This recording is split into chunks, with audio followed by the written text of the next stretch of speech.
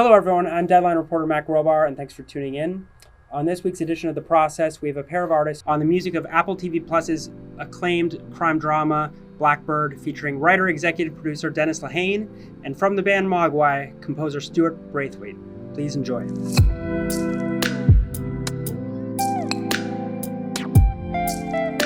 Hi, everyone, and welcome to The Process. I'm Dennis Lehane, the writer and executive producer of Apple TV Plus's Blackbird.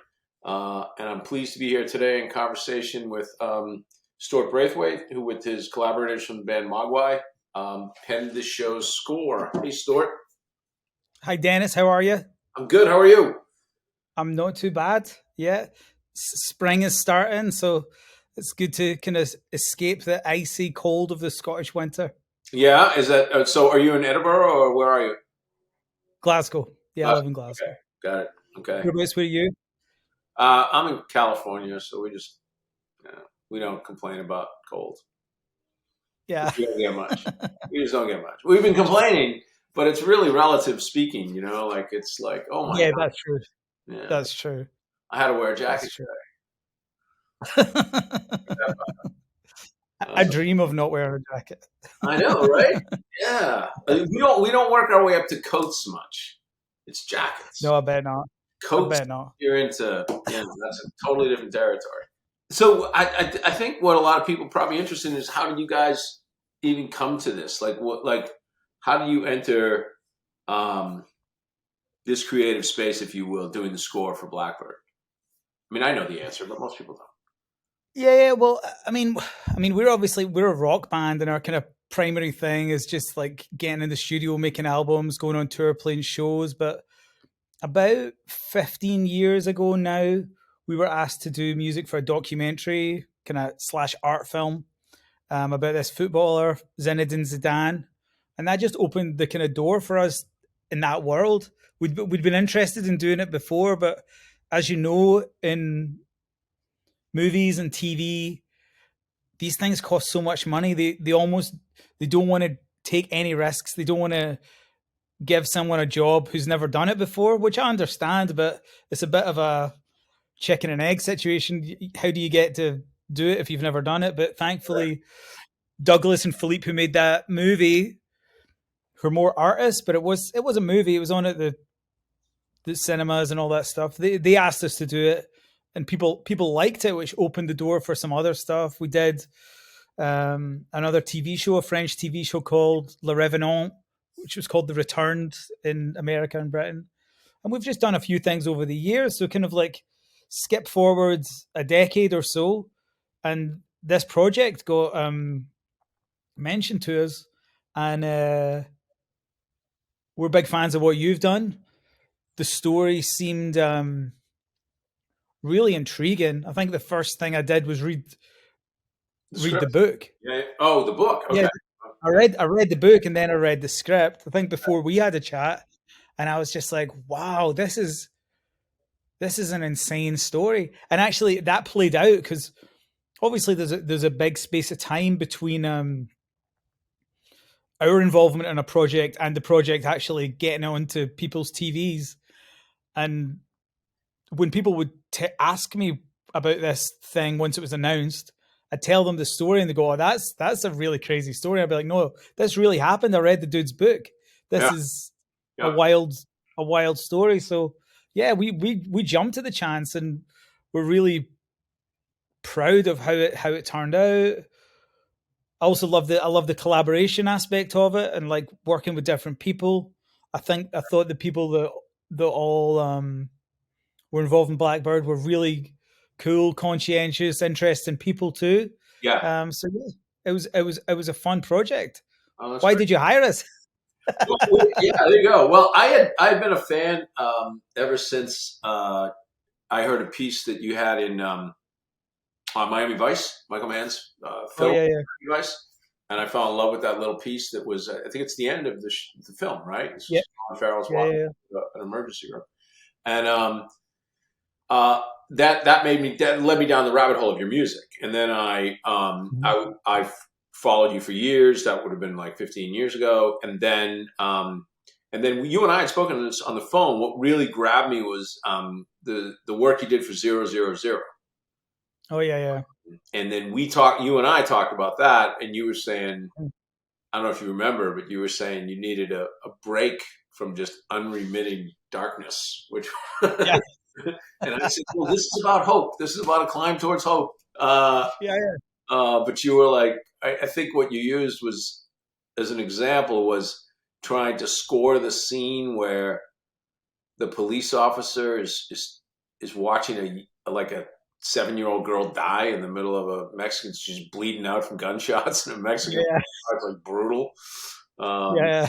So that was where I came up, and I said to everybody, I'd like to approach Mogwai about doing the score. I think they'd be perfect for it. And then you and I spoke, and then you went off and you read the book, and then you came back, and then you're in. You guys were in, and we got to see the work, which we clearly loved, and clearly works beautifully for the show. That's what I certainly remember about our first conversation.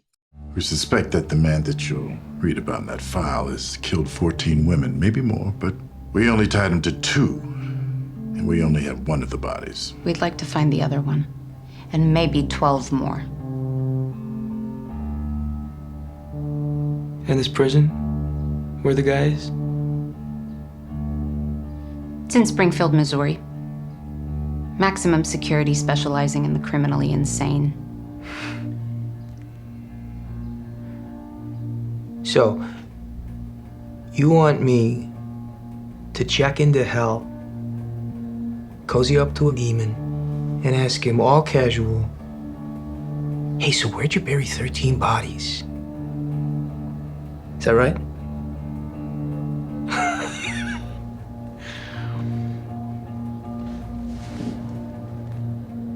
Not for all the money in the world. How about freedom? A complete commutation of your sentence.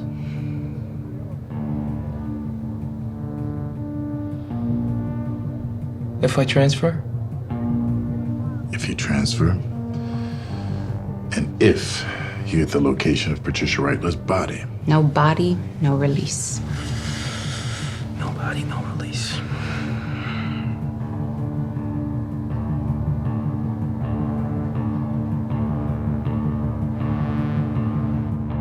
I don't know how many TV things you've done, but I mean, I guess we've done a few now, and I like how elongated things can have a lot of time to breathe, which I think kind of suits our music. I actually also liked in Blackbird there's quite a lot of silence, which I think is underrated. I do too. I do too. I do too. I don't know if that's the kind of thing a musician should say. Maybe a lazy musician would say that, or one who wants to be unemployed. But yeah, I like the fact, and that gives space for when music does come in to be really kind of augmentative of the drama and the gravity of all the situations going on. Because Blackbird is relentless, isn't it? It's like well, what it does is it just keeps. I will say what it does is it keeps upping the ante. Like it starts off pretty fast, but then by the time you're around episode 3, it's like there's no room to breathe. Like we're just trying to choke. No. And what I thought was really wonderful, and what I thought you guys brought to the table was the music was disparate. It wasn't a lot. Sometimes soundtracks, to me, particularly some films, where it's like you hear the one main theme, and then it's just minor variations of that theme for the rest of the movie. And that to me, there's no richness to that. Yeah. We try and kind of make the cues different, and I think with Blackbird as well, there was almost a sense of trying to like make things not obvious. Like sometimes in some of the really, and I think this came from your guys' side as well. Some of the really dark stuff, there would almost be a kind of lightness to the music, because like we don't need to be told that this is grim. We can see what's You can see it. happening, which I like. I actually think almost the 1990s was almost a lost decade for soundtracks because everything's so descriptive. It's it's like just da da da. It's a style thing, and yeah, I'm glad we're getting away from that. Although I'm sure in 20 years people will be like that. Why have they got those slow keyboard bells all the time? Yeah, pendulum. Just pendulums, man. It just goes back and forth. Yeah, they'll move back to da da da. Yeah. But yeah, it was good. And what was it what was it that attracted you to the project? What attracted me to the project was after I listened to it. I listened to it as an audiobook. And and I was driving across the desert, California, and I reached a point in the story where Larry talks about, it became, the center of the 6th episode, where he talks about one of his victims crying for her mother and how that made him mad. And I had to pull the car to the side of the road. It was so chilling to me and shocking, and I was really shook up. And I said, if that has that emotional impact on me, then that's what I want. I knew right from the beginning I didn't want to show with any violence or any gore, that it had to be the violence. I didn't want to see anything. And then I thought, to get to the point where a man could make that confession to another man, and that other man would have to keep his face straight, that to me felt like that's what I'm driving the show towards. Like the horror of that. The horror of just going, because I think we've all been in that circumstance where, whether it's to get out of a situation alive, whether it's to keep from exacerbating a violent situation, you sometimes have to look into the face of somebody who is speaking complete madness to you and keep a face like this. And I find that fascinating. And so that's what we had Jimmy doing in this show. And it was the 5th episode, my bad. And then I also thought this is a good time to say something about, I think the world over, there is a sort of reassessment of what is masculinity and what is a man's relationship to women based on that reassessment. And I feel like I feel like masculinity is a good word. I feel like it has done a lot of good for the world. I also feel that toxic masculinity is toxic and very bad and comes from men who value the wrong things in masculinity, if you will. Yeah. The force, the subjugation, So, we probably grew up similar generations. And I mean, I grew up admiring a certain forthrightness and that's, to me, there's 3 poles of masculinity in my show. And the masculinity that is embodied by Greg Kinnear's character, Brian Miller, that's what I value. He's dogged. Yeah. He does not preform his narrative. He does not preformulate a narrative. He moves forward towards his objective. He does not let emotion cloud his judgment. And he will keep going until he brings this case home. That's the sense of quiet relentlessness. So I think those are the major reasons I got into the show. She got into my van just fine. She looked at my bike and my cleaning supplies. She asked if I lived locally and why I had such big burn sides. She called them sideburns. I told her about reenactments, and she asked really good questions. She's so curious and so smart. And so I kissed her. And that's when she turned mean, just awful, slapping me and hitting me. And I just had to rag her with the starter fluid. I had to.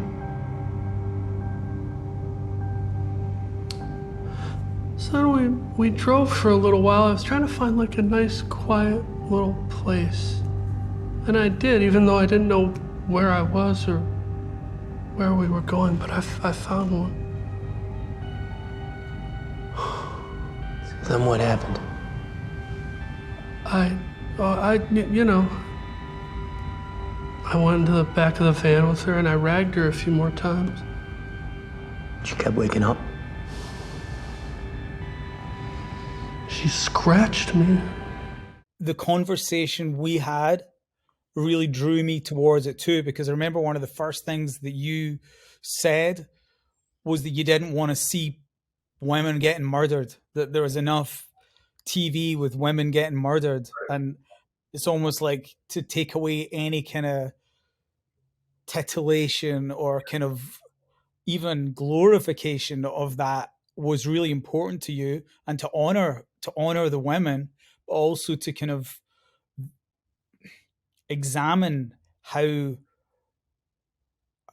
someone's life can go so wrong and all these things. And I really loved how humanized like Larry's portrayal was. Yeah. Paul, yeah. And I mean that's played out. He's had like amazing credit for that, and I think that's really. I was talking to my wife about this earlier because we were watching again because I was going to be doing this, and we were just talking about how layered it is and how important it is that people are seen as more than just one thing. Mm-hmm. And because the world isn't black and white. There's a lot of gray there, you know. I think that's and I there's nothing it's a strange balancing act to say that somebody like Larry Hall is he's a monster and he's irredeemable. Mm-hmm. Those are true things. On the other side of the spectrum, he's also a human being. He has a heart, he has a soul, he has dreams, he has parts of himself that are still good, and yet he is a monster and he's irredeemable. Those two things don't have to cancel each other out, you know? Yeah. I read this piece yesterday by a woman she's an Army veteran, she's pro Second Amendment, all these, she's a Republican, and yet she was a neighbor of a school shooter here. And she said, I understand that what he did was wrong. 100%. Nobody's saying he didn't. But I've known him since he was a boy. And he has been in pain since he was a boy. And I'm praying that he would have been rescued. But he was never rescued. These people don't come out of a vacuum. You know what I mean? There's always horrific history to them. And I feel like, that was what we did with Larry. What Paul did with Larry too. Paul went in and created this performance that captures both the monstrosity of this guy and the surprising kind of charm, if you will. I mean, Jimmy ultimately is charmed by Larry. He ultimately his job is to go charm Larry. But by the end of the fourth episode of the show, he's kind of like, are we buddies? Like, and it takes Larry telling that story of the girl begging for her mother that snaps Jimmy back to reality. That's when Jimmy finally says, oh my God, this guy needs to be put down. Yeah. Absolutely. It must have been an amazing process working with him to kind of did he meet him, or did he study videos of him, or he found only one. There's only one little bit out there by Larry Hall. I think it was like a 45-second or a 1-minute clip, and Paul listened to it, and that's where he found that voice. Like Larry Hall's voice is way up here, and Paul's voice is way down here, and he found that voice, and then I had to work with him because I was starting to get terrified halfway through the production. I was like, Paul, I think it's a little high. We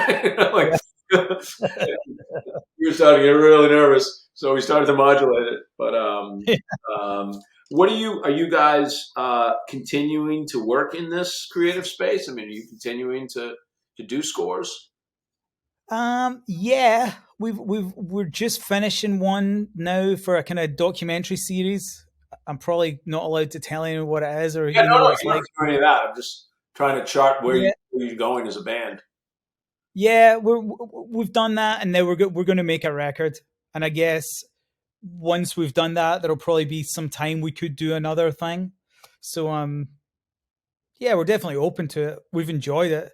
It kind of it was a bit of a it probably saved our sanity during the lockdown when we couldn't do shows, to be Yeah. honest, as well. Yeah, like had a bit of a kind of crisis of like, oh my god, what Can, can, what do I do? can you talk about we had a lot of fun. I remember. I mean, it was a lot of work, but it was a lot of fun work doing the credit sequence. And then at the 11th hour, I came up with this idea that I wanted little kids singing at the end. Can you talk Oh about yeah, yeah, how you did that? What you found? yeah.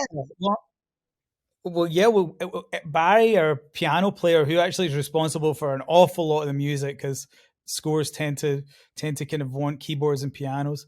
So Barry, yeah, he went full Victorian child labor and got his little kid in to sing, which was pretty amazing. And And you recorded it was recorded in like a hallway or something, wasn't it? So we got that yeah, weird, yeah, that slight echo, that ghostly echo at the end, you know?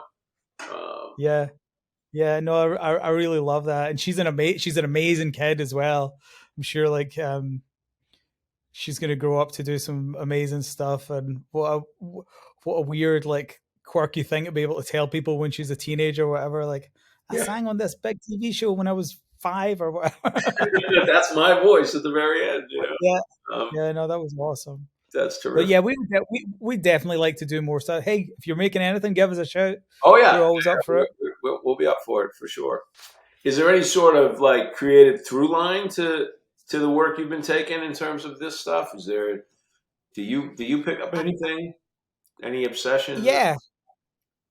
Well, I mean, I think the main thing that I've personally got, and I think that we've learned as a band from doing this, is that we can work really fast if we have to. Because you know how it works in TV and film. Like, something will change, and you don't know anything about it. And so I'm like, hey, this scene's now twice as long, or like this is now different. You've got to do something different, and we need it in a day. Hmm. Whereas if you're a regular person in a band, like, kind of work at a really glacial pace and things take a long time. And when you're in a job and someone tells you you've got to do something, you just do it. And you try and do it as well as you can, or they'll find someone who else can do it. So I think, like, just being in that situation has taught us that we can do that, which we didn't before. I remember actually in the early days when we were kind of talking about doing soundtracks. I remember we got asked to do something in retrospect that was really cool, and they were like, "Oh yeah, the whole thing's going to be done in a month," and we were like, "Oh, we can't do that." Whereas like now we'd be like, "Yeah, we can do that You can do that, because yeah. someone else is." Yeah, we can do it. Someone else, if we don't do it, someone else is going to do it. So, yeah, I think that's, and also we work in a very kind of free form way with our own music. We don't have themes or anything like that. So it's kind of, it's a challenge. It's a challenge to, like, be part of something really meaningful. Like, this is Blackbird's a really meaningful show. I think that you made a real effort to honor the people that died. We Yeah. did a music for a documentary about the bombings in Hiroshima and Nagasaki, and it's like you're going from 1 month being like, hey, we're just going to make a song up and our music's pretty emotional anyway, to like a month later being like, listen, we're honoring hundreds of thousands of real people whose ancestors are good, or descendants are going to see this. So it's a challenge, and it's something I'm really, really, really proud of. A lot of the things we've done too. Yeah. Yeah. One of the things I noticed about writing to the demands of a production Mm-hmm. is writing or editing or whatever you're doing to these extremely, I would just say, these incredibly rapid demands. Stuff just comes at you and you have no time.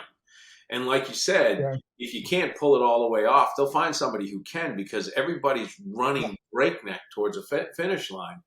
And I found that tended to, and I use the word restrict in the very best way, it began to restrict my options. It began to restrict my choices. It puts you on a track, because you're like, oh no, I don't have time for that. I can't deal with that. No, I can't do that. I don't want to do that. I just got to focus right here. And it made me a much less precious writer as I went on. Like, I was like, no, you don't have time to just worry about the perfectly chosen word for the next month. Yeah. To deliver the scene by 4:00 today, And I find that actually, I now thrill to that. And I'm very nimble now as a writer, to just kind of like shift gears. Oh, that doesn't work. Okay, throw it out. Let's go. Let's do this one. And I think that's very key to what you're saying. Yeah, pressure and deadlines are a surprisingly positive force, I think. And you do learn something about yourself. Yeah, because I don't know about, I feel like when I talk to most people who are in any sort of artistic headspace, they all kind of say similar things, which is, you don't finish work, you abandon it. If you were left to your own devices, you'd probably take 10 years on an album. I'd probably take 10 years on a book. It's just kind of like, because there's so many more things we can dive into here, And then when somebody puts a gun to your head and says, no, we need that tomorrow, you're like, well, hell with that, and off you go. Yeah. My attitude to that has changed over the years, because I would kind of beat myself up and think, if we'd only had 6 months more to do this or that. And then the way I look at it now is like, but that's a snapshot of where we were in that time. Yeah. And if we continued to do same as you with a book or whatever, if you've kept on doing that for years and years later, you wouldn't have done the things that followed. So it's kind of, it's good to put a full stop on things. Yeah. It's good. I agree. I agree for sure. Is this you? Yeah. Where's this from? It's a reenactment. A bunch of us would get together and reenact famous Civil War battles. Those mutton chops? Burnsides. Generals wore them back then. That guy right next to me, that's my brother Gary. We're identical twins. Really? He looks bigger. He fed on me when we were in my mother's belly. He got all my nutrients and whatnot, and grew big and strong, and I kind of withered, I guess. What? You look fine to me.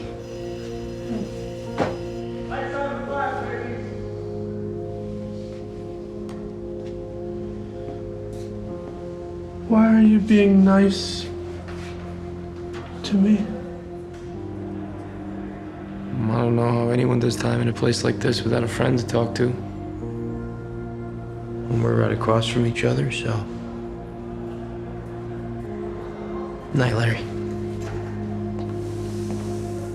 I was wondering, you mentioned earlier the piano and how that becomes a very oft-utilized instrument in scoring. What can you tell me about the other choices you made in instrumentation? Because it's felt like a pretty vast, a symphonic sea of sound in a lot of places.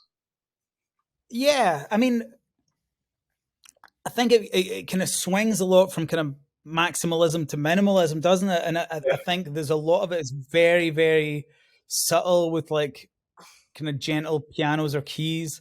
And then there's a lot of it is just a really kind of sort of simmering wall of noise, especially a lot in the prisons. There's just like almost like to kind of match the stress going on in the whole situation. So a lot of that is just like incredibly loud guitars and feedback and hitting guitars with violin bows, and yeah, it's good. It's good doing that. It's a lot of fun.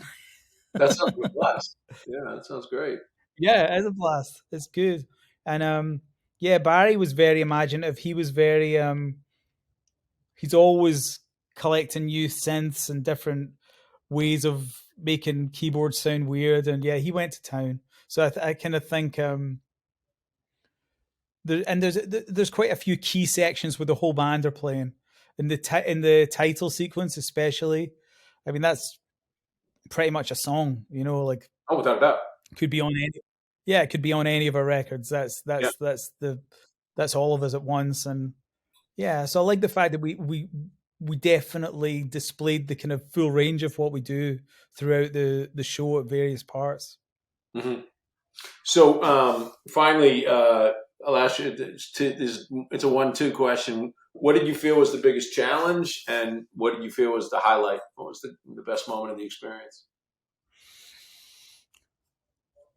I think the challenge was continuing to make music and write music that equaled the quality of the show, of the acting and of the story and of the script and everything. And just it was a real kind of big thing for us. And personally, I think the challenge, I think we had quite a few goes at the titles. So I remember that being like, I do remember it wasn't. that.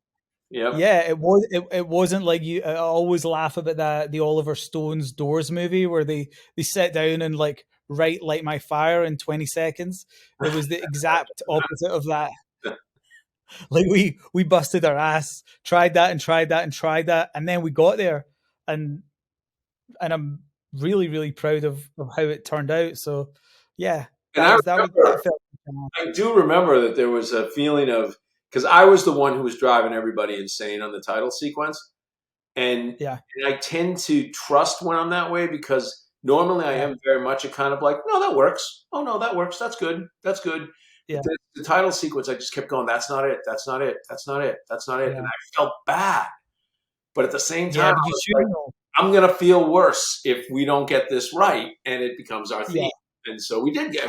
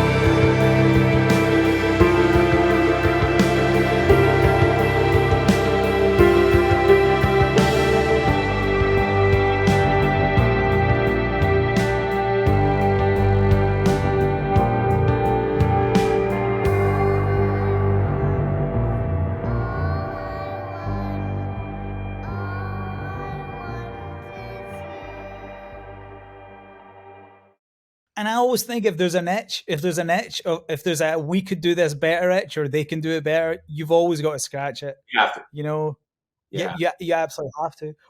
This is a cool story. Our last tour we just did, we played with this. I don't know if you know them, but this legendary band who just reformed from roundabout when we first started, called Brainiac, who were doing their first shows for 25 years. And, I remember them. Yeah. And one of the dudes worked for the people that set up the title sequence. No way! Oh, wow, that's amazing. I hadn't seen him for like 25 years, and he was like, "Oh yeah." I was like, "What do you do?" He was like, "We do title sequences." I was like, "Yeah." And he went, "We did that Blackbird part." I was like, "That's cool." I don't know how many times we saw that naked lady while we tried to play that song. That's great. That's great. Well, thanks a lot, Stuart. This was a lot of fun. Cheers.